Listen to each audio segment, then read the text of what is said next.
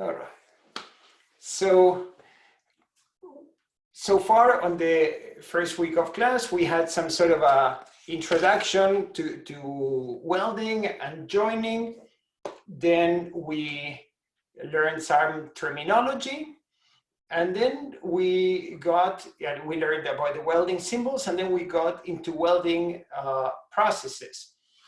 And we have seen on Thursday of last week, we learned about welding processes that have non-consumable electrodes, like TIG, like PTA, right? And when I say TIG, I mean gas tungsten arc welding, and it's one of those many acronyms that now we are starting to are starting to become part of our life. For the seminar after this class today, your TA Alejandro prepared a pretty awesome video with demonstrations about TIG and PTA that typically we do in the lab, but now we made special videos for that. And I still hope at some point you'll have a chance to come to the lab and see all that firsthand. I don't care if it is before or after classes finish, you'll always be welcome. Then, after talking about arc welding processes that have non-consumable electrodes, we started to talk about welding processes that have a consumable electrode, but no fluxes. And we said the first step is MIG, that is what we have in this slide here, in which there are so many similarities with TIG. We have an electrode, we have the plate, we have an arc, we have a nozzle, a shielding cup, something that is projecting an inert gas and prevents the molten metal from reacting with the atmosphere and having a reaction with the oxygen in the atmosphere. But what is a very important difference is that while in TIG, we don't want to melt the electrode, in MIG, that's the whole point, melting the electrode. And because the electrode melts, we keep feeding it and unspooling it from a roll of wire. And as the electrode keeps advancing and coming in, it melts and falls in the form of droplets, whether it's many small droplets or a few big droplets. That's a very important thing because it affects very much the feel of the weld. It's going to affect very much the type of weld we make. And so regarding how the electrode is melting, we saw this image here in which we talked about having a few big droplets and we called it globular, or many small droplets and we called it spray. And depending on the current, could be projected spray that is like these mid-sized droplets, or streaming spray in which the electrode gets really tapered and spits out the tiny droplets very fast. We also talked how, depending on the voltage, if the voltage is small enough, the electrode can touch the plate and generate a short circuit. But in this case, a short circuit is very controlled. And when we saw the video that is from Society of Manufacturing, for manufacturing, that is meant for practitioners, we saw some videos about what these metal transfer modes looked like. I'm going to show you today much better videos done with much more modern equipment that are done in our lab. So far it's just a refresher. What we are talking about today is processes, welding processes, arc welding, in which we melt the electrode. And we are starting with the simplest one, that is MIG, or gas metal arc welding. And if the gas is pure argon, is inert, that's the proper MIG. If the gas has some amount of oxygen or CO2, that's actually slightly reactive. And in Europe, they call it MAG. Now, here in North America, we call everything gas metal arc welding. And when I say MIG, in reality, is my shorthand for gas metal arc welding, not because I'm not meaning that there's no reactive gases or anything like that. And it's not just me, that's much the way we speak in this part of the world. So when we discuss these metal transfer mechanisms, as I'll get into detail about each of these, but I want to show you something. At low current and low voltages, we have low power, and that's the case of short circuit. And it's good for welding thin plate. At high currents and high voltages, we have high powers, and that is the case of spray transfer. A commercial welding machine typically runs in this window here.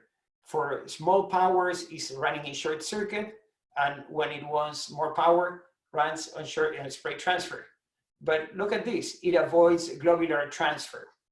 And we're gonna discuss that why. So let's see. Let's talk about some details. Let's start with globular transfer. We said it's large droplets, and these droplets come out just because the weight of the droplet is so big that it falls. And in this aspect, it's the same mechanism of the droplet falling from a leaky faucet. It's the droplet becomes bigger and bigger and bigger, and it's held in place by surface tension forces. When the droplet is too big, it's going to fall. And in this case, the droplets not always come down straight in a straight line.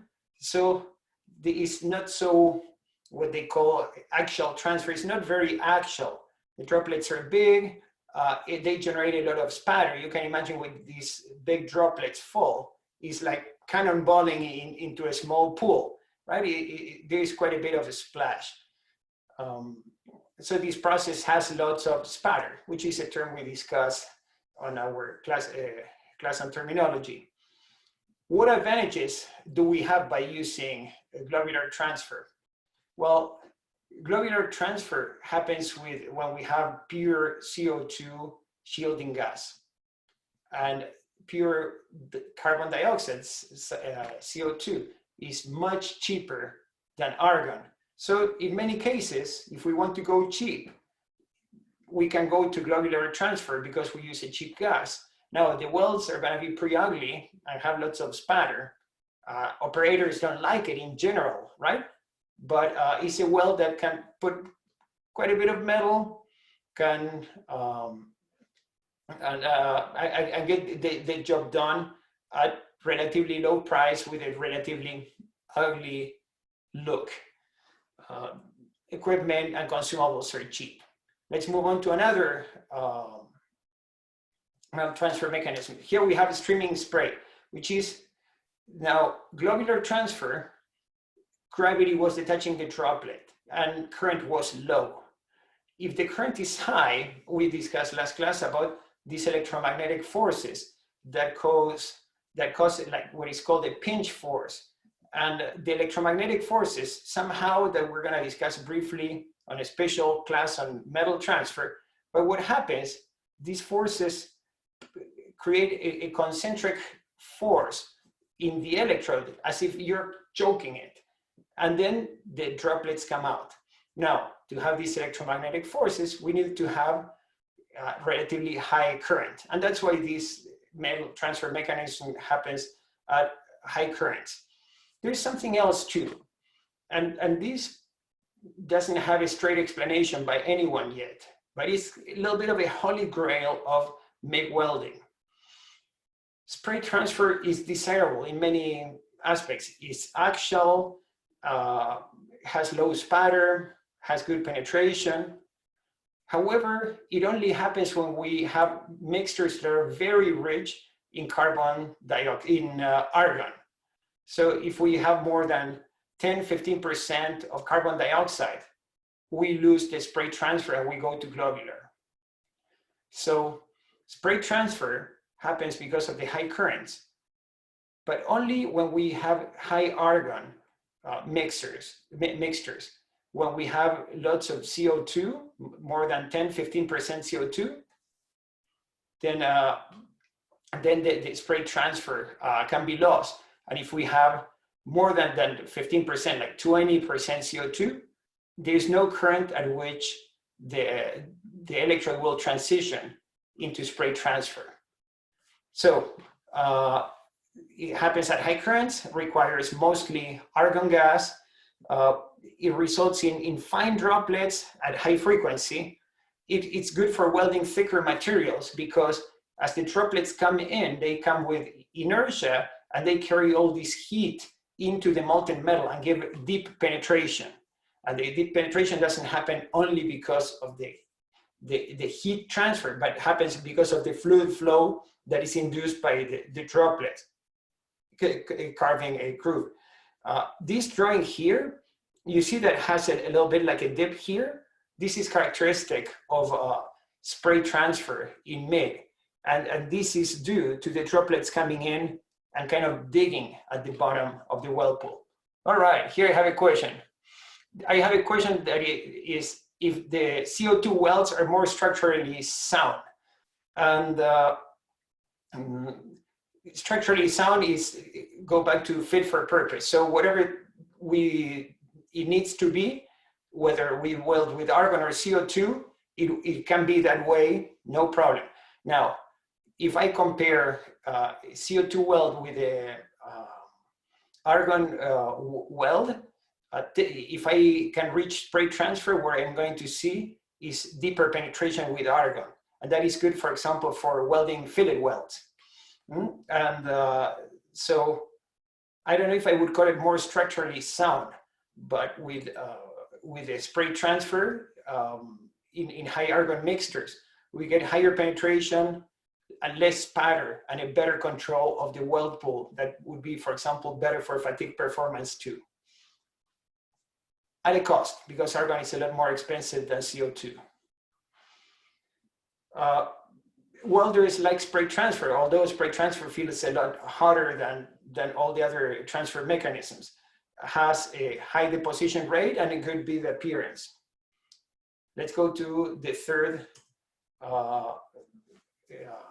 metal transfer mode, that is short circuit.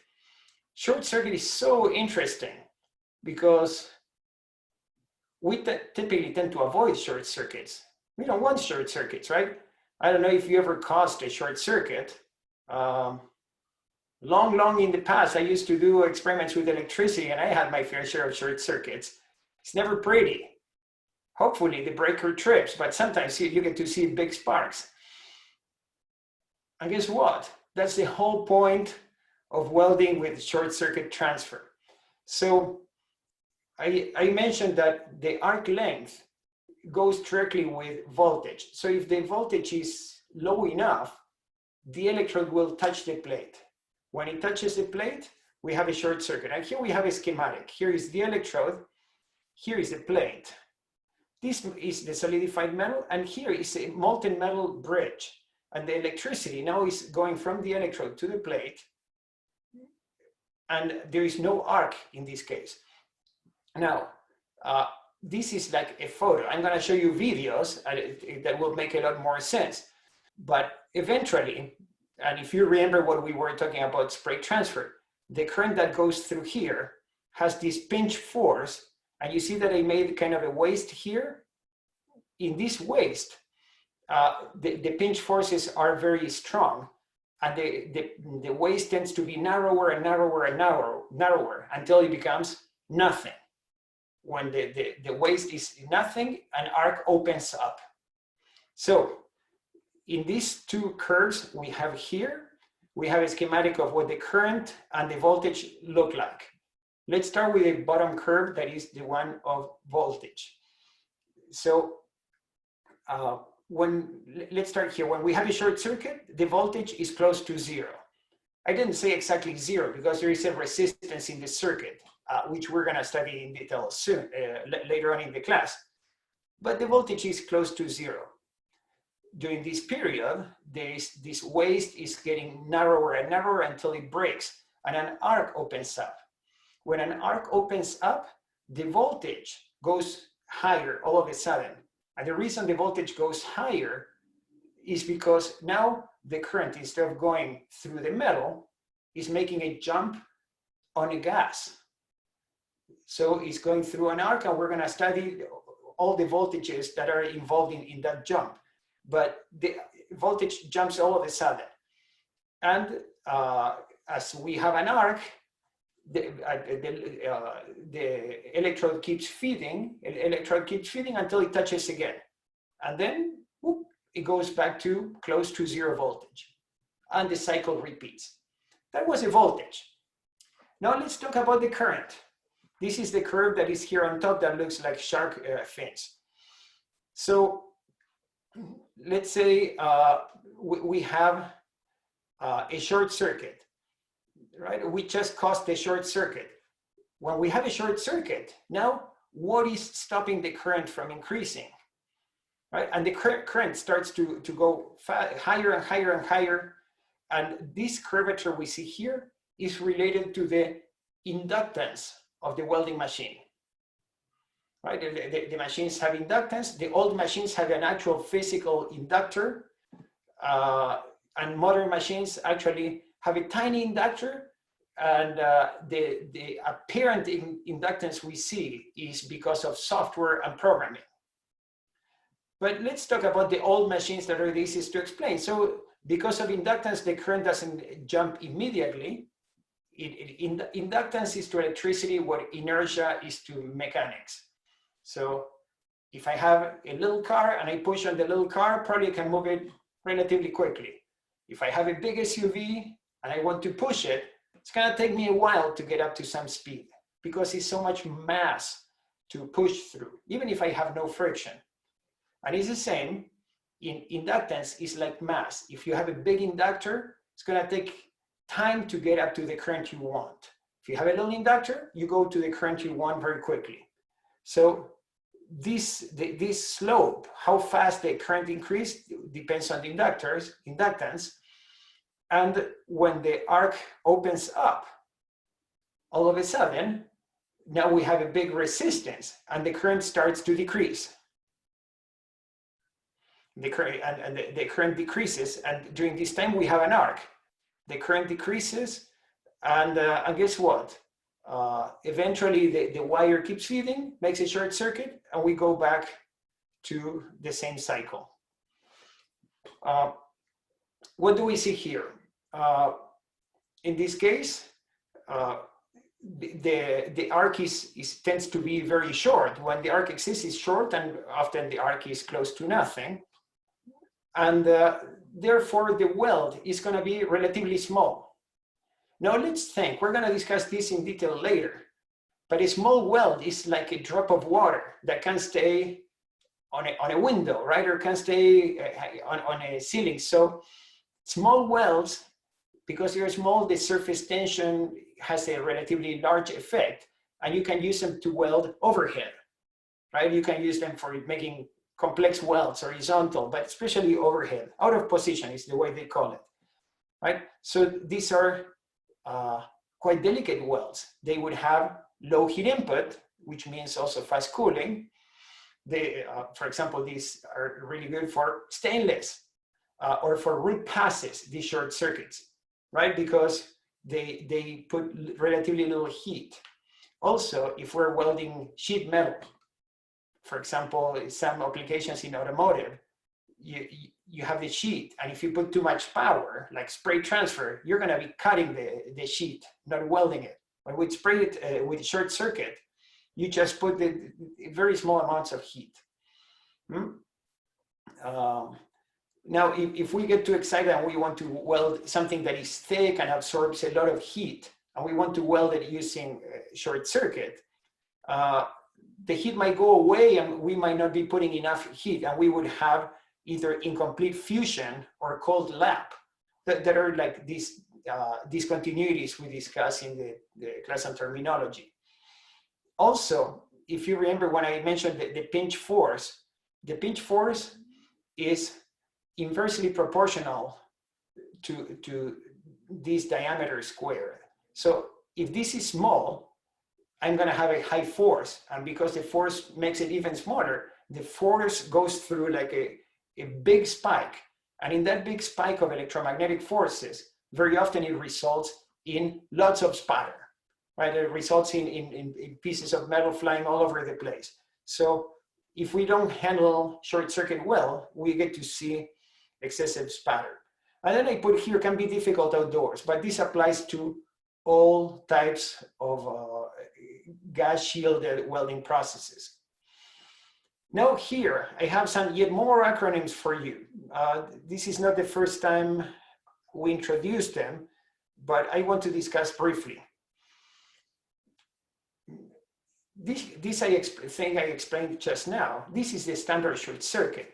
And the spatter comes when the arc breaks open. Right here, that is high current, and the arc opens up and metal flies all over the place. Modern machines have a computer inside. In reality, a welding machine is really a computer that happens to give you current. And these computers measure current, measure voltage, and make decisions at about 60,000 times per second. It's amazing because the welder thinks because holds the torch, the welder is making the decision. And in reality, it's only part of the decision. The machine is going at 60 kilohertz deciding what to do. And there are different proprietary welding machines with different algorithms in which they try to avoid this spike of high current when the arc is about to break open. For Lincoln, that's called STT, for surface tension transfer. For Miller, it's called RMD, regulated metal deposition. And of course, they have different patents, but the physics in the end are the same. It's just when this little waste is about to be so narrow that it explodes, then they cut down the current so the electromagnetic forces are not so big that they split metal. Here we have two more. One is CMT, that is cold metal transfer by Fronius, which is an Austrian company, and CSC, controlled short circuit by Miller. In this case, what they do, in addition to having all this software that changes the current, they mechanically pull the wire back. And they do this with a frequency that is about 30 times per second, 30 hertz, right? And they pull the wire just a fraction of a millimeter out. But by doing that, they break the neck. They break this neck in which we have the pinch effect. They break it mechanically and not through the spike of current. So in that case, they minimize spatter close to zero, and they have a very quiet weld pull. And also, because they avoid these spikes of current, they put much less heat. So these processes are as close to the minimum heat input you could have. They are approach hot wire, in which we discussed before. You have no arc, therefore it's just the mathematical minimum heat that you can put in the process. I mentioned to you these STT, RMD, other things. For Lincoln, and the other ones are quite similar, let me explain how this works. I'm showing you here a curve, and you have the whole brochure from Lincoln on gas metal arc welding. Of all the things I uploaded in the class site, that is the one supplemental material that I'm asking you to take a look at. And it's the Lincoln GMAW welding guide. And this complicated image comes from there. Now, this thing that looks so intractable, let me explain it to you, and you'll see how it makes sense. So in this case, the curve we are seeing here with these ups and downs is current. Let's forget the voltage, because now the machine that has a computer is just controlling current.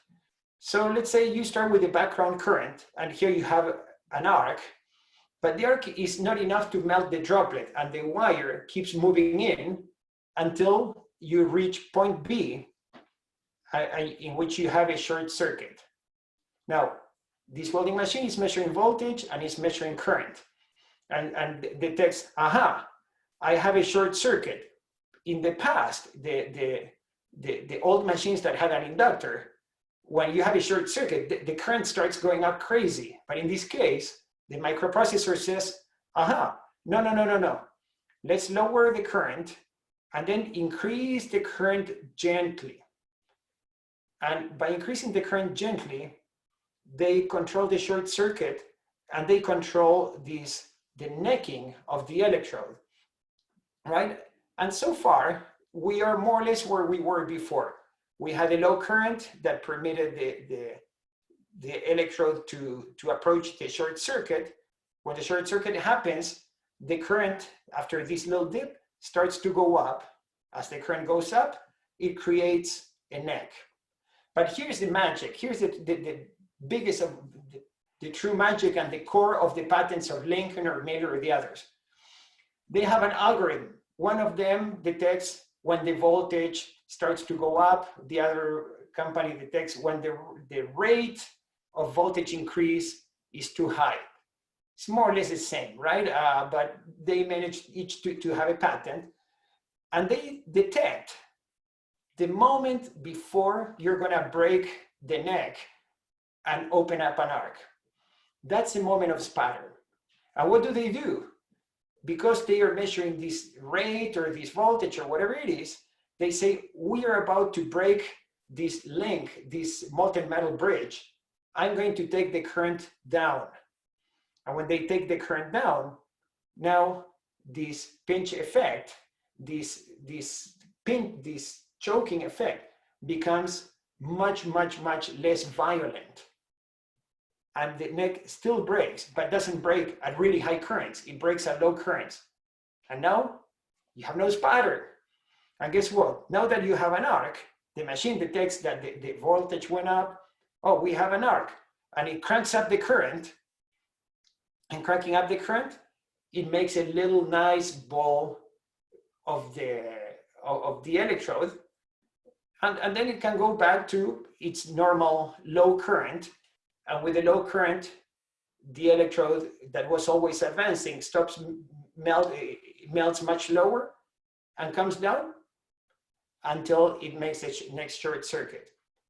So the whole deal with this curve is this dip here between D and E, in which just about breaking the molten metal bridge, the current comes down. Very interesting, very interesting. If you look at old exams, you see I ask you to explain this mechanism. I want to tell you, now that we're talking about modern machines, something that is modern and it's very interesting. So it's called a pulse spray, and it's quite an awesome thing. So we said if the current is high, we are melting lots of wire and we are having a spray transfer that gives us lots of penetration. But we not always want lots of penetration. Now, if the current is low, the electromagnetic forces are not good enough to pinch the droplet and create the metal transfer. It just comes when the droplet is huge. Now, in pulse spray, they do something amazing. That is, they have a low level of current. Here we have our current and voltage curves again. They have a low level of current. And when they have a low level of current, the electrode starts to form a droplet. There's no short circuit here. This is free flight. Starts to form a droplet, right? And everything would be the same as if we are in globular transfer. But now, and everything is timed in a very smart way, they make a pulse of high current. And the current is high enough to create these pinch forces that create the detachment of spray transfer. So the pulse goes up, the droplet comes out, because now the current is above the transition from globular to spray, and then the current goes back down again. In average, the current is relatively low. But in practice, we don't have globular transfer because we are pinching the droplets one at a time, right? This is quite amazing. When we have a big droplet, it's something I forgot to mention before. When we have a globular transfer, we tend to have a high amount of fumes generated, and fumes are a problem. In some cases, the welder needs to wear a special respirator. But when the droplets are small, then the amount of fumes come down.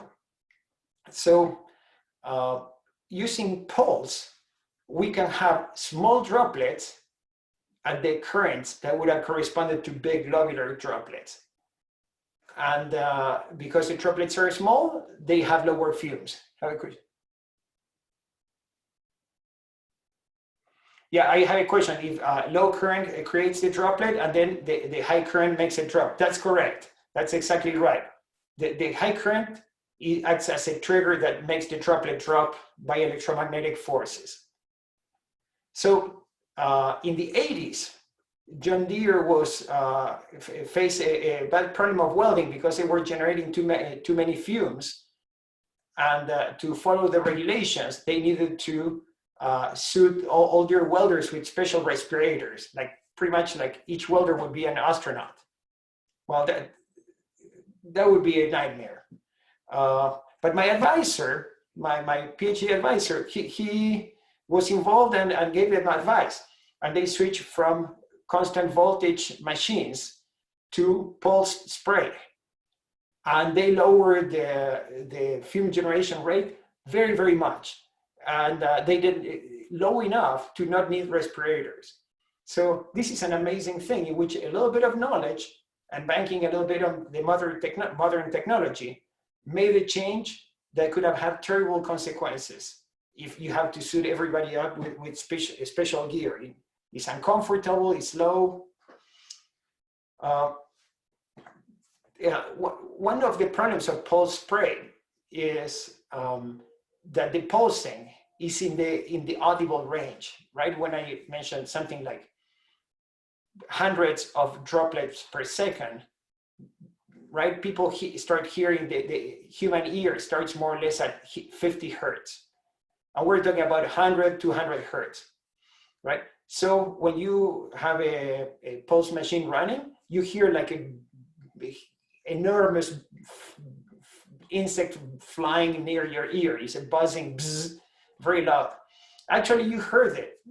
If you remember the first day of class, I show you this video that was recorded in our lab in which we had some of the doctoral students dancing and there was music. All that music came from was the sound of pulse spray, right? So you get a sense that it's audible, all right. So, hold on, I'm gonna post this. We saw last class an old video of metal transfer. And now I explained to you a lot about metal transfer. So I want to show you now a video that I have already showed also in the first class, but I said this video doesn't say much to you now, but it's pretty. Now I'm gonna show you the video and it's gonna make a lot of sense to you. So let's start with this, globular transfer. Look at the big droplet. You see two things here. The droplet is bigger than the wire, and the droplet is falling sideways. It's not falling actually. Okay, I have another question here. For different kinds of spray globular. Okay, so I have a question that is, if the different kinds of metal transfer, if they're programmed in the welding machine, and the welder knows how to do it. So the answer is short circuit, globular, and spray transfer, they don't need any programming, and any welding machine can do it. And it all depends in a combination of voltage and wire feed speed, two things that are set up by the welder. The welder will know what he's doing, and also the welder gets to see and hear what's happening. So yeah, the welder is in control. Modern machines, in addition, have the possibilities of pulsing. And when you get into the machine, you choose things like, say, I choose program 52. And the manual tells you program 52 is for welding galvanized steel of this thickness, right? And it does this pulsing. Modern machines also tend to have a single knob instead of having one knob for voltage and another knob for wire feed speed. Wire feed speed and current are more or less the same in these wire processes. They have a single knob that moves along the lines of what I mentioned is the line of commercial operation machines that tends to avoid globular transfer. Those machines are called synergic because you say, I want more power or less power, but the machine will decide voltage and wire feed speed and all those things. All right, so we just saw globular transfer. And let's see in comparison with streaming spray transfer that is coming now. Look at this. I'm gonna stop it. See how the electrode is tapered? The electrode is tapered because of the electromagnetic forces. That's incredible. You see it in action. You see this tiny droplet here? The droplet is being formed because of these electromagnetic forces. And also, if you see, I'm gonna turn on the video again, see how axial it is.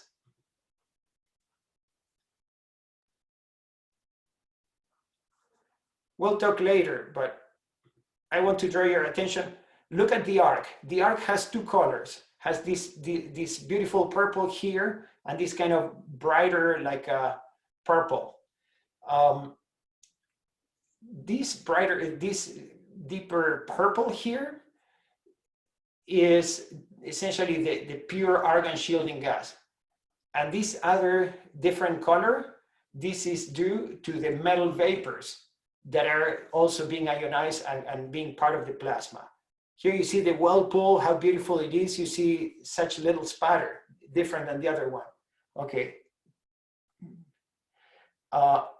Here I have a question that is, if the arc is different from previous processes. The arcs all have the same similarities, which we'll discuss in detail. They have a cathode, they have an anode, they have a column. So in many aspects, all the arcs are the same. Now, there are subtleties about the type of electrodes it has, which we'll discuss in detail later. But in globular transfer and spray transfer, the arc is essentially the same. What changes is the behavior of the electrode when it melts. I have a question too about why the droplet goes sideways in globular transfer. And I'm not 100% certain, but one of the reasons that causes non-actual transfer is, if you remember, the plasma arc I mentioned also has electromagnetic forces and pinch forces. And those create a pressure. In spray transfer, all those pressures are very aligned in the direction of the electrode. But in globular transfer, the pressure that is caused by the arc tends to be small at the bottom of the droplet. It's not centered, and sometimes the arc attaches to the side, because as you move the weld, the arc sometimes tend to attach to the weld a little bit to the side. And in spray transfer is fairly insensitive to that, but in globular transfer, that creates an off-center force. All right, so here we go with spray transfer. And I think it's beautiful. Look at this. And now we are seeing short circuit transfer. Look at this. By coincidence, I just stopped the video in this frame. Up here, we have the electrode. To the left, we have the solidifying molten metal, the weld pool. Right here, we have the hot area of the weld pool. And you see how this is all depressed? This is amazing. I mentioned to you that in spray transfer, the droplets come in and dig deep into the weld. But in short circuit, that's not the case. In short circuit, the droplets come without any force. This depression here is because of the pressure that is created at the plasma by the pinch forces. Remember that we discussed that the velocity of the gas in the plasma is the order of 300 meters per second. It's faster than a jet plane, right? I have a suggestion here that could be vapor pressure. Vapor pressure plays a role, and if you read our Bible here, the Procedure Handbook, they mention vapor pressure too. Vapor pressure role, which is not zero, is very, very small. This depression here is due more than anything else because of the pressure of the plasma arc. And of this I know more or less because that was a topic of my PhD, and I did these experiments myself. So it's quite amazing. The amount of vapors coming out of the whirlpool is not so high. The droplet, yes, has lots of vapor coming out of it. This is from the, you're gonna see how violent is you're gonna see how violent the restart of the arc is. You see the spatter coming up every time the arc breaks up? It touches, and the pinch forces make it pretty much bounce back. All right. So this last one I'm gonna skip, but I'm gonna say for you just so you chuckle a bit. In this case, it's a tubular wire that is made out of nickel, and here has tungsten carbide particles. This is for hard facing, and these are commercial wires that don't have any type of standardization yet. They are not metal core, they are not flux core, they don't even have a name. Right, okay. So we discussed consumable electrode, MIG. Now I want to discuss something that is almost exactly the same as MIG, but it's not MIG, it's called metal core. And in metal core arc welding, the only difference with MIG is that instead of putting a wire that is a solid wire, it's a tubular wire that have metal powders inside. Now, although this is kind of a small subtlety, it opens many doors. For example, if I want to make a wire, a solid wire with a special alloy, I need to convince the people doing steel making to do one of those, I don't know how many tons of that steel for me, and then I'm gonna start drawing it and turning it into wire. Sometimes I don't have a market that is big enough to have so much wire. Also, some alloys are very, very, very difficult to work plastically and to draw and stretch into a wire. But for example, the case of tungsten carbide. Now, if I make a tubular wire, the sheet can be pretty much anything. Steel, typically it's like low carbon steel, like essentially very low carbon steel. And inside I can put any alloying element I want. And this is going to melt very much like MIG with spray transfer, right? And it has many advantages, right? And it can be made economically. So it has some subtleties. For example, you get to see here different types of seams, right? This would be the cross-section of a wire.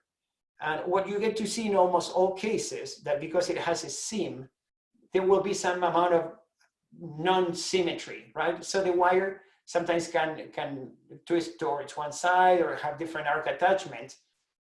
They have never been a major problem, but it's something that can happen with cored wires in which you have a tube with a seam.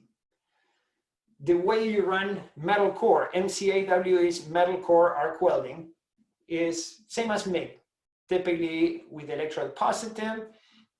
We're gonna see why we choose electrode positive when we discuss arc. We're gonna see that in some cases we might even want to do negative. So there's another advantage to metal core in addition to the ability to have alloys, and remember the electrode stick out we discussed the electricity comes through a contact tip, through a little bit of wire until the wire starts melting. Well, that part, the electrical stickout, is extremely important. And in the case of metal core, because we have a smaller cross-section for the electricity to flow, so in this case, I'm comparing a metal core section with a solid wire. So electricity can circulate through all the cross-section of the solid wire, but in the metal core, it circulates only on the sheath and doesn't circulate through the powders. The powders are barely in contact. They don't carry negligible electricity. Now, if the cross-section is smaller, the resistance is higher, and at the same current, I'm generating more resistive heating. And if I generate more resistive heating, that means for the same current, I can have a higher deposition rate. That is one of the selling arguments of metal core wires, higher productivity. We will discuss this in detail later on, but I'm planting some ideas to be thinking about, like, what's the point of metal core? More processes that involve consumable electrodes, and is when we have twin or tandem torches. So I put here for MIG, but the same applies for metal core. And actually, when we see other processes, we see the same terminology. Twin means I have two wires, but only one electrical circuit, right? And in this case, because I have only one welding machine, but two wires, I cannot control the two wires independently. So a number of things happen. One of the things is that if I have an amount of power, now the power is distributed in the area of two arcs instead of the area of one arc. And as we're going to be discussing all through this class, sometimes if you put all the force, all the energy in a single arc, you can have problems, like you can blow your weld pool away through the pressure of the arc, or you can have poor weighting of the sides of your weld. So these twin wires can be good, especially for high-speed processes in which the currents are high, but we don't want a high plasma pressure. They have a drawback. If you remember, going back to our conversation that we always have about electromagnetic forces, the current that goes through this wire generates a magnetic field that will interact with the current that goes in this other wire. And the interaction of current and magnetic field creates a force, and this force pushes the plasma away. In this case, because both wires have the same polarity, the arcs will attract to each other. And that typically is not desirable, but if you put the wires at the right distance, you can deal with that. Right now, one of Lincoln's newest processes is a twin torch that acts as if it was a standard MIG torch. And they have high hopes for that. So let's see how that goes. Now, still talking about two wires, we have tandem. So twin and tandem, I don't know how they chose how to call each other, but there is general agreement. Twin is only one welding machine. Tandem now is two welding machines. It's like two separate systems, but the two wires are coming close to each other. And the advantages are the same as before. Now I can distribute my arc pressure, but I have more advantages, because if I have two welding machines, I can pulse them such that when one machine has high current, the other has low current, and the deflection of the arc would be avoided because they are like avoiding each other.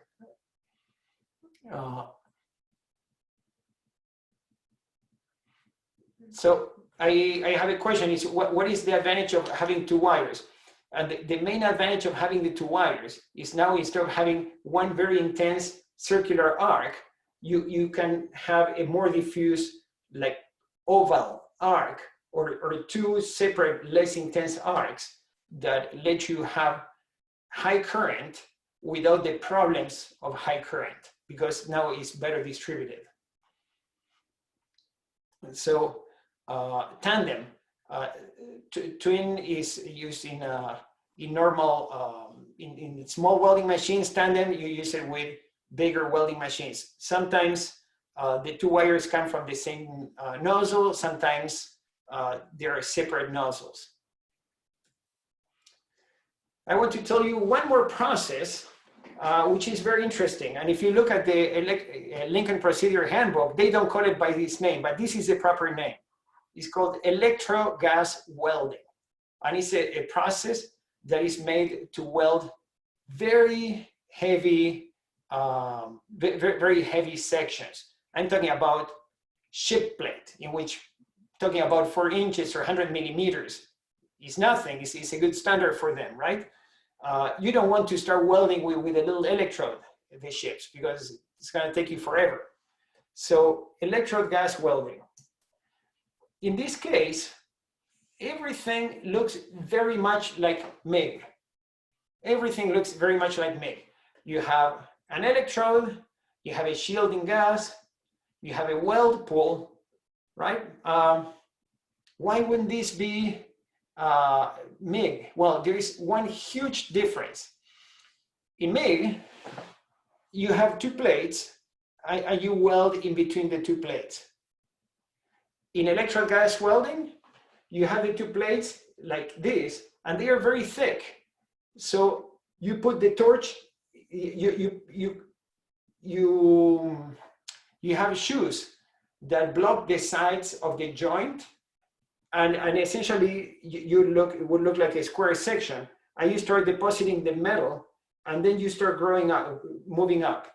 So electro gas welding works in the vertical position, not horizontal, because everything would fall, but works in the vertical position by filling up this pool of molten metal and moving up and up and up and up and up. Right? Typically, the shielding gas is CO2. You're going to see procedures in the Lincoln Procedure Handbook under the flux core section. The wire is automatically fed. It can be solid, can be flux core, can be metal core. Typically, this runs on electrode positive. These can make very big passes, and the only way of making even bigger passes is using what is called electroslag welding, which we'll discuss next class. This, of course, typically is mechanized, works only on the vertical position, because in this schematic here, this is about 10 centimeters, right? Molten metal doesn't hold itself for more than about 1 centimeter. And here we're talking about 10 centimeters. It's like a swimming pool of molten metal that we keep feeding up. So it's really good for ships, because ships have the vertical plates, right? It's good for making storage tanks, because again, they weld them in the vertical position. Sometimes in civil construction, they use it too, right? Enormous deposition rate. You do a single pass with this process, and you weld it 100 millimeters. If you needed to do the 100 millimeters by hand, there would be very, very many passes, many passes. Another interesting aspect is, because this is a mechanized process, the operator doesn't need to be a welder. It's just an operator. In this case, you need eye protection because it has a very intense arc, but you don't need to be looking at it, right? And as we have been discussing so far at an intuitive level, and we will see later at a mathematical level, but we discussed that if our weld is big, it has more energy. And if it has more energy, it's going to take longer to dissipate the heat. And if it takes longer to dissipate the heat, we can have problems like grain coarsening. We can have problems like softening. We can have problems like a very big heat affected zone, right? And guess what? In these problems, it's exactly that way.